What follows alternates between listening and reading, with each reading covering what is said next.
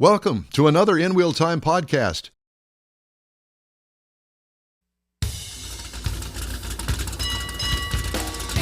This is your place for all things automotive, the award-winning InWheelTime car talk show. Coming up, Blair Deffenbaugh and the SCCA. Later, Jeff has the racing calendar. Mars has This Week in Auto History, and I'll get you caught up on the stories making automotive news headlines. Howdy, along with Mike out of this world, Mars, without his headset. We always need more Jeff Zekin and David Ainsley, our chief engineer. I'm Don Armstrong. Glad that you could join us on this Saturday for our live broadcast. If you're listening on a podcast, thank you very much. We appreciate it. Our live show is on every Saturday from 10 until noon Central Time. Yep. Fellow by the name of Blair Deffenbaugh is the SCCA spokesperson. Blair, good morning. Good morning. How are you gentlemen doing today? Well, we're doing very well, thank you. And are you at an SCCA event? I see you're in a car. I am kind of part-time in this just a little bit at an autocross event. Welcome to the back of my wife's car. It's the back of the wife's car.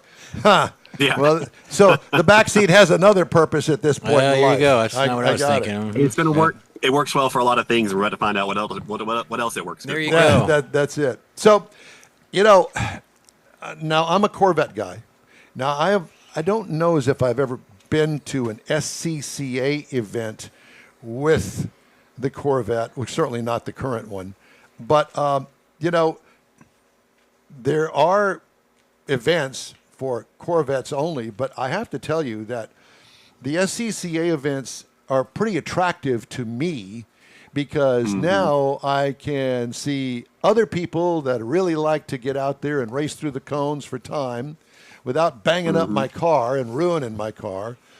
And I can ruin it as much as I want to. Of course. Yeah, depending on what all I've got going on. You keep pointing at something. No, you're good. Okay.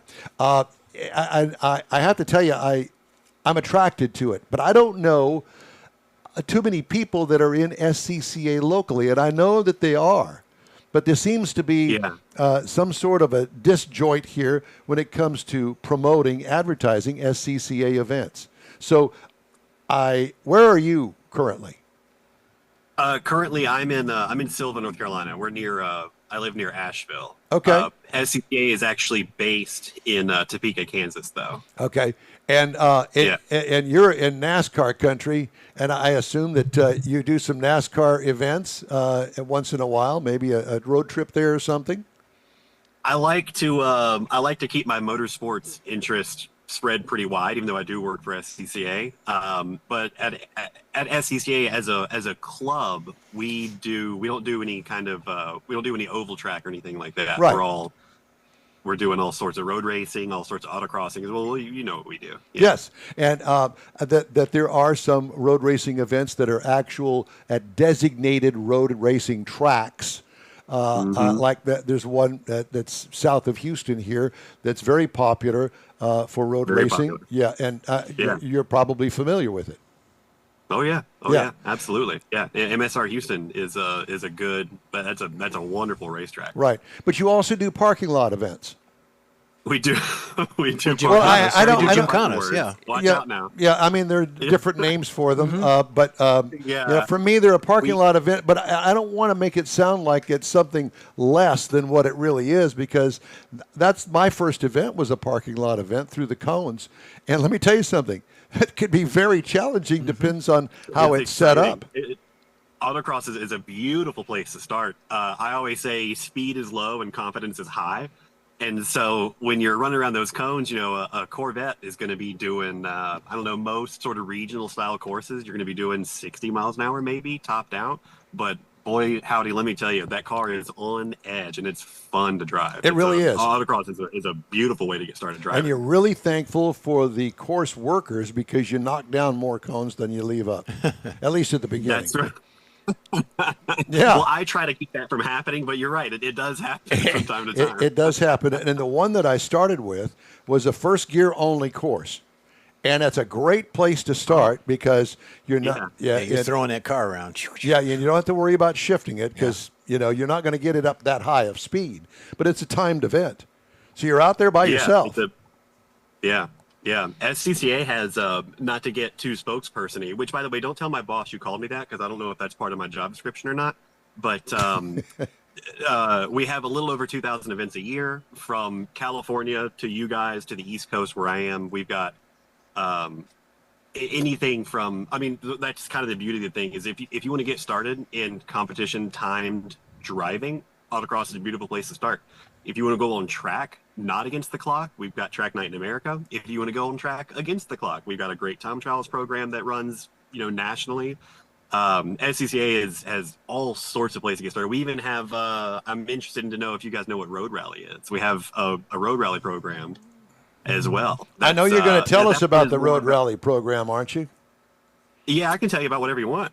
I can tell you about whatever you don't Tell want me to. about the road rally program. Yeah, absolutely. Road Rally is a great program. That's kind of the joy of driving. There's a few different types of road rally, but it's all done on the street, obey the laws. Most common is what's called a time distance rally, a TDS, you'll see it. And it's basically you set off at a time, you're given a start time, and you have to hit certain checkpoints at specific times along the route. And they plan this route. Sometimes it's about driving through the country. Sometimes it's about covering distance, and seeing your area of the state or whatever. It's cool because you get to drive. You can drive literally anything. There's an old legend about a guy who would win his local rallies just every single time, reliably, first place, time and time again. And somebody said, "Oh, well, sir, you own a shop. You build cars for a living. Of course you're winning." And he says, "I can come in with a concrete truck, and I will still win this rally." And so the next time he showed up, he borrowed his buddy's concrete truck and won the rally in that. So you can do it in quite literally anything at all, and it's a great way to just enjoy the car that you already own. It sounds like he cemented the competition. He cemented the competition. Yeah. Good, Jeff. Oh, Thank you very much. I actually have to pop off, guys. Sorry. Let me get out of here on that one. Yeah, exactly. Yeah. Sorry. How much does it cost to join the SCCA? And I assume that there's a Houston area chapter. Yeah, so SCCA is broken up into there are divisions, and then there are regions even smaller than divisions. So you're in a division. Texas is in the Southwest region, I believe, and then you're broken down into regions. And there I think there's a few different regions in Texas. There's so much land area to cover. We have a few different regions there. As far as cost, I mean, if you just want a straight up SCCA membership, you can be in for $30 a year, really. Wow. As you go through a license, if you want to go road racing, your costs go up a little bit because there's you have to go through that licensing process and get that license. I think I'm paying $100 a year, I think, everything for the membership. As much money as we spend on cars, $100 a year. You find that in the nothing. couch. You probably find that in the backseat of the car you're sitting in. Yeah. Yeah, I mean... Yeah, it's not a lot. No. It's not a lot. Yeah. So what do you get for the $30 a year? You get a magazine? You get information? How does that work? We have a number of partners. We've got a whole bunch of partners that we work with that extend certain discounts to you. Everything from rental car companies to Summit. Summit has a discount program with us as well for SCCA members. You get cheaper access to a lot of the events. So what you'll find as you go to, we've been talking about autocross. If you go to autocross regions, they will have a member price and a non-member price, and you'll pay the lower member price. Yeah. You get access to any of our events, whether it's road racing or not. We're heading into what we call a championship season, where our road racing, our autocross, and our time trials program all have national championship events. And with your membership, you can get into any of those and watch the action. Perfect. And that's one of the things that I wanted to drive home to our viewers and our followers is the fact that this is something that everybody with a driver's license can do. And there's no reason to be intimidated, because once you get to an event, you're welcome to the event. One, you got like-minded people, car people there that'll help you along the way. I don't have any clue what I'm doing. Let me teach you. Let me show you. And you know that there's every driver that shows up there is willing to help and really welcome you in. Or if you get to a parking lot event, you're going to say, I'd like to do that. And then you get your mom's Buick out there, and right. And you can get mom. Take mom with you. Take mom with you. Get mom to drive her own car. Oh yeah, Yeah. That's the beauty of SCCA is I'm actually a second generation member. I've been a member since I was born, quite literally since I was born. And my dad had been racing since the early 80s. So I'm actually a second generation member. I've been around the club my entire life. And that is one thing. When I count up all of my greatest friends, almost all of them are SCCA members. We all have the same disease. We just have to get money out of our pockets as quickly as we can, I think is the real goal for that. That's the beauty of SCCA is you can really choose your level of commitment and you can choose your level of involvement. However deep you want to go, we got something for you. What are you driving in the SCCA? What is your forte? And does your wife have one too? Does she drive? She does not drive. She mostly watches me spend all of our money. But I am a road racer at heart, and so I race in a class called B-Spec, and it's aimed at as affordable as road racing can be. It's all subcompact. So I drive a 2010 Honda Fit. The B-Spec class is comprised of Honda Fit, Toyota Yaris, Chevy Sonic, base model Mini, Fiat 500, all those sort of small subcompacts. And we have a pretty modest bolt-on list of parts. So you get one of these cars, you add a cage and a little bit of safety to it, bolt on some parts, do an ECU tune, and you're off to the races. And the affordability of the class really is what attracted me to it personally. I said a $200 set of brake pads will last me the whole season. So, it's a pretty economical way to go road racing. Do you drive the car there? No, I have a trailer. I've got a pickup truck and a trailer. Okay. I was wondering if you put it in the bed of the truck or if you put it on a trailer. Well, you could, yeah. Depends on the size of the truck. No, but I like the idea of the smaller vehicle because they've got to be a blast to drive. I mean, it's like driving go-karts, I would think. It's so fun to drive. The bolt-on list that we're allowed, it's a spec series or spec class, and so we have a set of parts that we're allowed to bolt onto the car. Everybody pretty much uses the same parts. We all use a Bilstein B14 coilover kit, so we're all on the exact same suspension. We're on the exact same tire. The only time it really differs is your choice of brakes. And I personally have a rear sway bar on my car and no front sway bar on the front. And so some other people make some different choices around that. But it wakes the car up in a way. People look at you funny when you tell them you race a Honda Fit. But between the sway bar and the coilover kit and the tune and the exhaust work and the intake work, it wakes the car up. It's so fun to drive. Everybody's doing the exact same speed, so you don't really feel like you're going all that slow because you're doing it, 6 inches off the other guy. It's a blast. It really is. So this is a competition that's door to door. Yes. Yeah. Road. Yeah. That's a good point. When I say road racing, I do mean wheel to wheel racing. How fun! So, do you have capabilities of taking a passenger with you on this, or is it just a one-seater?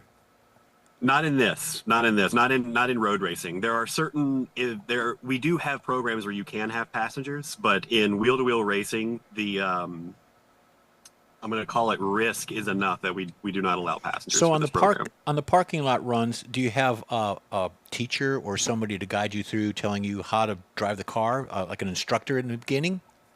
You can. We have, lots of regions have autocross schools, and we can put you in the car with an instructor. You can go out and learn it. We actually have a program called the Starting Line, where you can go. It is an autocross school. It's a multi-day autocross school where we put instructors with you. There are classroom sessions. We really teach you the ins and outs of autocrossing.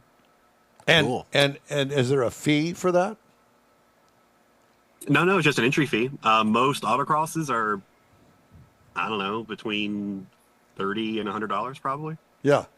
Because the one that I went on was like that. I don't remember the exact price of it, but I had a very talented guy that had a Corvette that was set up for autocross. And let me tell you something.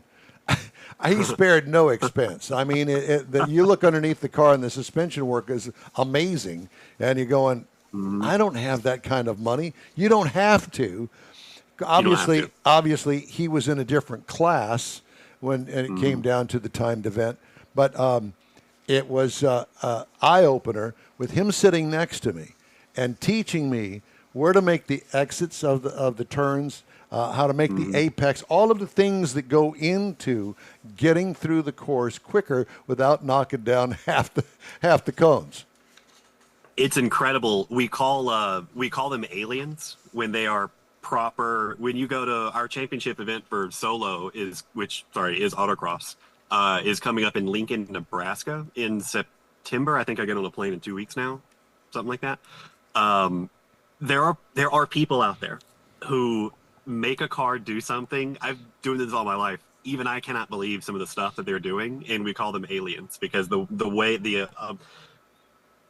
they can process the information coming in with such a quickness and make the car react and then make the car do what they want it to do. It's incredible to watch. Yeah, it's the whole seat of the pants thing. You can feel it in your butt when it's right. Yeah. It's right, and it takes a little time to learn that, to be able to pick it up. Have the senses go down there, and you're thinking, oh, that doesn't feel right, and you do it the next time, and you make a little correction. You do it a little bit better, and you think, yeah, I'm in the right direction, and that's what you're talking about. Yeah, absolutely. Yeah, absolutely. Yeah. Man, it sounds. I go back to that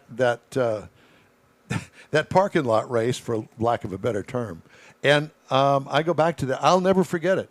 It was a one weekend thing, and it was over at the parking lot at the Budweiser Brewery here in town. Oh, yeah. And it had brand new asphalt, and somebody spent a ton of money on cones. And we used the whole parking lot. There were no curb stops in it. Yeah, obviously there were parking spaces, but that forget all that. We got out there, got lined up, and you start talking to people. And, hey, I've never done this before. And you know somebody that can help me? Oh, yeah, go talk to Bob. And so go talk to Bob. Oh, yeah, sure. I'll ride along with you. I'll help you out. There's always somebody there to help you out. The fee was nominal. It really didn't cost that much. You sign a little waiver, and off you go.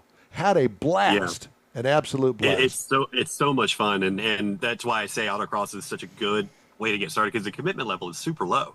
Take your car, however it is, as long as it's got brakes and it's safe. Take your car, pay. The entry fees are typically really, really low, and you can try it out.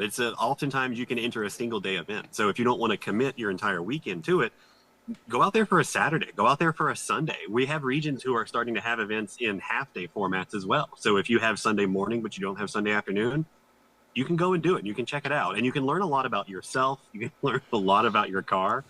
And it's a fascinating thing. I'll tell you. There are probably a lot of people that are watching or listening to this, following this, and going, well, I don't want to tear up my car. Well, really, you don't tear up your car. Oh, I don't want to tear up the tires. You're not going to do that. You're not going to do that. And that's where autocross comes in. It's not only is it low commitment and low barrier to entry, cheap to get into. The speeds are too low for you to tear the car up in any real way. Yeah. You'll get a little bit of wear here and there, but it's just not much. You're not going to hurt the car at all. Just go rent one. Blair, Blair, I'm not going to say that out loud. Yeah, Blair, we certainly appreciate you taking the time to get us all indoctrinated in SCCA. Oh yeah. Let's stay 100%. In touch. You got a big event you're going to go to. Let's call in and have a conversation about it. Yeah, I'd love that. That'd be great. All right. Blair, again, thanks so much. Blair Deffenbaugh with SCCA. Thank you, sir. Just ahead, Thank you. Jeff has the racing calendar. Yeah.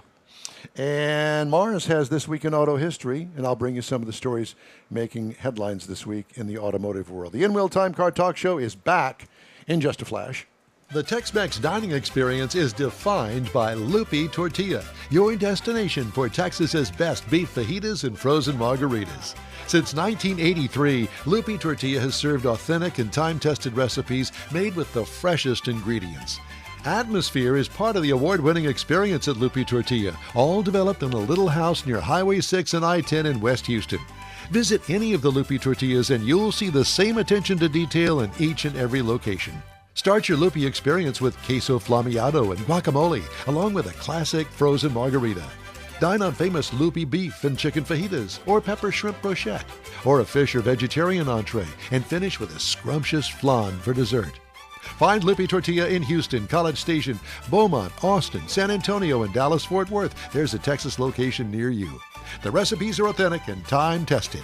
The ingredients always fresh. Lupi Tortilla, he's pretty good. Apple or Android, InWheelTime podcast can be found everywhere, on the stream and through downloads. Whether you're on the road or at home and jonesing for a different kind of car talk show, give InWheelTime a try. Honest new car reviews, fun, informative interviews with real car people, weekly automotive news, features like Jeff's Car Culture and Mike's Driving Destinations, all on InWheelTime. Check us out on SiriusXM Podcasts, iHeartRadio, or while you're shopping on Amazon through Amazon Music. InWheelTime.com has a list, and we know you love lists. Welcome back to In Wheel Time. You're invited to join our live broadcast every Saturday, 10 to noon Central, on InWheelTime.com, Facebook, and YouTube. We hope you check us out from our home base here in the Sugar Shack Studios. If you miss us, you'll be able to hear the paint dry on your favorite podcast channel. And by the way, while we're doing a little promo there, I might as well tell everybody and spill the beans that Spill it. we're going to do a best of show in a couple of weeks while we move from the current location to a temporary location out at the Hemi Hideout. John Hovis has allowed us to, I don't know why, to come out to the Hemi Hideout to do the show from there. There's no event or anything, but while we move the studio for a month, give us a little time to get settled in, get all the stuff up and running, thanks to David, we'll be out at the Hemi Hideout. Just don't tell them where we're going. And it's we'll only a lead up to it. 15-minute more drive Yeah. for you. Right. And for us, it's a drive, Yeah. but not bad. Yeah, but it's the Hemi Hideout. It is the You gotta Hemi go to Hideout. Hemi Hideout. Yeah. But anyway, so that's coming up in a couple of weeks. All right. Time now for the racing calendar, Jeffrey, sponsored by the Texas Muscle Car Club And Challenge. thank you for that. Hey, listen, NHRA is off. They're coming back on the 27th. Formula One is off. They're going to be out in 2 weeks coming up. IMSA is off for a week or so. The Indy Racing League, they crowned a champion last week. Paulo won. Award came in second. Dixon won the race. No, it wasn't Dixon. It was Power won the race last week to end that season. So NASCAR Craftsman Truck ran yesterday. I watched a little bit of the time trials. Didn't really see the race, but that was yesterday. Did they have any big crashes? I did not. I don't know. I have no idea. But that was at Richmond. The Xfinity race guys, they are off. They're coming back on the 22nd. They're going to be in Daytona International, and there's a lot of hoopla and big event going on there at Daytona next week. And then the Cup guys tomorrow are in Richmond. It's on USA Network at 7:30. It's a night race, so if you got the channel, be there. And like Blair said, support your SCCA groups. Go out to your local tracks. Have fun. Get a hot dog, grab a beer, whatever the case. They might even let you drive. Who knows? There you go. Uh-oh. What was that? The license plate fell off the wall. See, we're moving because our house is falling down. Around us. Literally. All right, Mr. Mars, it's time now for this week's Auto History.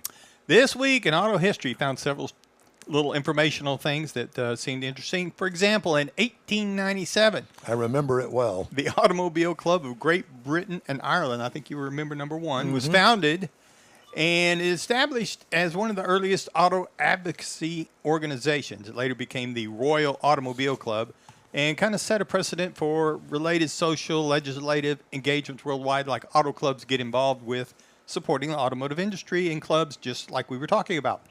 Also in 1899, did not know this, but Henry Ford actually was working for the Edison Company, and so he quit the Edison Illuminating Company and to focus on his full-time building of his automobiles, which is what led to the foundation of the Ford Motor Company. I just always assumed that he was with Ford from the beginning, but he was doing something else. Edison is still in existence in Detroit. Yes, now it's Con Ed, I believe, a multi-billion-dollar thing.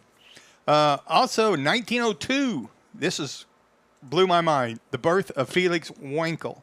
We don't normally talk about births, but the Wankel rotary engine. You can't say that on any broadcast media because it goes directly to FCC. Yeah. Really? Yeah. But that's Wankel. Wankel? Yeah. Oh, he's got a cute Wankel. It's a cute little Wankel. It's a good Well, pudgy yeah, little cheek whenever Wankel. I always thought about the Wankel motor, I thought it was like in the 60s or something that somebody came up with this. But this was in 1902. This guy was born and came up with this motor. Just It's impressed an me. odd thing. Yeah. Yes, it is. You'll go blind if you use that Wankel. In 1966, the first Chevrolet Camaro was produced in Norwood, Ohio. Of course, this was done to challenge the growing pony car market that was done by Ford's Mustang. And it literally became a cultural icon. That right there. Until the new one that I've seen pictures of is going to be like the new Mustang. Is that got the V8 in it? Is that the V8 symbol? It looks on like it? it's got a Because V8. those are the original hubcaps Yeah. that the car came with. And we thought, golly, those hubcaps are just terrible. At the time, they were state of the art. I mean, Yes. they were fancy. Well, they are. Yeah. And they're expensive now. Mm-hmm. Also, and the next one, this is one of the things that I've always wondered about. John DeLorean was acquitted in 1984. Now, he was the founder of the DeLorean Motor Company, and he was found not guilty of drug trafficking charges. But the entrapment that followed that put him in that position, it literally ruined his career. And I wasn't aware that he was involved with the Nova, I knew about the GTO, and I did not know about the Vega as well as Really? the DeLorean. These are all cars that John DeLorean was involved with in Influenced, producing. yeah. Yeah. And if they hadn't run him in the ground, it's a wonder of what he would have done. Very that smart just, man. Yes, just some of the things that we found this week in automotive history. Well, I want more. More. How about... Do you have any more? Well, I don't have any more pictures because I couldn't find a picture. But He's in pictures. have you ever heard of the Ford Contour Yes. Yes. and the Mercury Mystique? Yes. Oh, yeah. Yeah, they began production in 1984. And it was part of Ford's World Car Initiative. But basically the same car, they just different badging. And that's what they built their World Car thing on. And they're gone now. I'll be darned. But they were started in 1984. Well, that should be part of your cars that are no longer in existence as far as names. Yeah. Yeah. But Yeah, that. Yeah. so that's this week in automotive All history. right. Well, thank you, sir. Great. An insurance company is blaming Nissan North America and Newark, Delaware dealership for an engine compartment fire that caused more than $700,000 in property damage. What? The June 2024 fire began in the engine compartment of a 2017 Pathfinder parked in the owner's garage. A neighbor noticed smoke and fire coming out of the garage, alerted the homeowner. The fire department put the blaze out, but it rekindled less than 24 hours later, according to the Delaware Superior Court complaint filed by the neighbor's insurer, Trumbull Insurance Company. It quickly spread, engulfing the owner's home and causing extensive smoke, water, and fire damage to the next-door neighbor's house and a 2016 Acura that was inside the garage there. The Pathfinder had been the subject of a November 2019 safety recall notice for 2016 to 2018 Maximas, Muranos, and Pathfinders. The notice warned that the anti-lock brake actuator may leak fluid that could create an electrical short and potentially lead to a fire, according to NHTSA.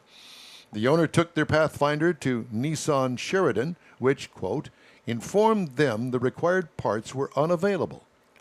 Sheridan Nissan never followed up, sourced the required parts, or concluded the repair despite multiple service visits, the July 28th complaint said. The insurer's complaint named Nissan, the dealership, and the Pathfinder's owner as defendants. That does not sound good. No. That's not going to wind up good. And it's not unusual for a customer to sue a dealership. It's rare to see a dealership sue a customer, but that's what happened in New Mexico, where a Chevrolet store is taking a purchaser to court over allegedly refusing to provide a good title on her trade-in. In May, Mary Ann Ferry, what a name, bought a 2021 Silverado 3500 for $71,550 from Reliable Chevrolet in Albuquerque, according to the federal complaint. She traded in a 21 Silverado 1500 and received $40,000 minus the $17,700 payoff on her loan. After turning over the pickup to Ferry and paying off her trade, the store discovered she didn't have the legal right to unilaterally transfer the title, the August 4th complaint said. The suit characterizes Ferry's alleged misrepresentations about ownership as reckless, willful, knowing, and intentional. It asks for compensatory and punitive damages for breach of contract and fraud for knowingly misrepresenting her ability to transfer the title. So the bank owned it. She didn't. Apparently. Wow. And so she got... Well, she thought she was being slick. I think you call that fraud, don't you? I think so. That's what they used to call it. They don't call it that anymore, but in my book, it's called fraud. Yeah. I think it still is. Okay. Well, I've got more headlines, and we're going to get to most of them coming up in the next hour. Hey, we'd love to hear from you. Shoot us an email. The address here is info@InWheelTime.com. We'll be back after this. You own a car you love. Well, why not let Gulf Coast Auto Shield protect it? Houstonian John Gray invites you to his state-of-the-art facility to introduce you to his specialist team of auto enthusiasts. We promise you'll be impressed. Whether you're looking to massage your original paint to a like-new appearance, apply a ceramic coating, install a paint protection film, nano-ceramic window tint, or new windshield protection called ExoShield, Gulf Coast Auto Shield is where Houston's car people go. Curbed your wheels? Instead of buying new, why not have them repaired? How about a professionally installed radar detector? Gulf Coast Auto Shield does that too. Get a peek inside the shop and look at the services offered by getting online and heading to gcautoshield.com. Better yet, stop by their facility at 11275 South Sam Houston Tollway, just south of the Southwest Freeway, and get a personal tour. Gulf Coast Auto Shield is your place to go for all things exterior. Call them today, 832-930-5655 or gcautoshield.com. The award-winning InWheelTime Car Talk Show now reaches 5.3 million folks each year.